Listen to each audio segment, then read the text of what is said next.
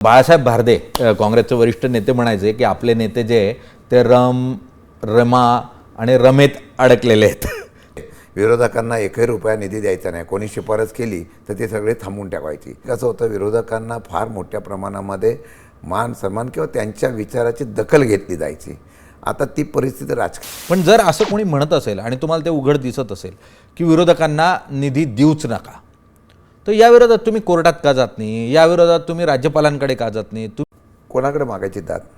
आता एक उदाहरण सांगतो. संसदीय कार्यामध्ये जेव्हा आपण कामकाज करतो, प्रशासन कोणाचे ऐकतंय? पूर्वी काँग्रेसचं सरकार होतं, महाविकास आघाडीचं सरकार होतं. निदान 20-25 वर्षाचा राजकीय अनुभव, मंत्रिपदाचा अनुभव ह्या माध्यमातून त्या पद्धतीने काम व्हायचं. आज काय परिस्थिती आहे? IAS ऑफिसरपासून सगळ्यांनी खाली सांगावं. 80% लोक हातबल आहेत.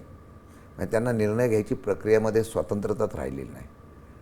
सगळ्या डिपार्टमेंटच्या, अगदी पोलीस डिपार्टमेंटपासून सगळीकडे बघितलं, प्रशासनाचा वापर राजकारणासाठी जास्त व्हायला लागला.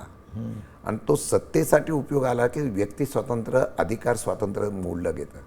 परंतु ज्यावेळेला स्ट्रॅटजी ठरते असंच करायचंच, तर तिथं अडचणच आहे ना. कोणाकडून तुम्ही न्याय कोणाकडून मागायचं म्हणताय?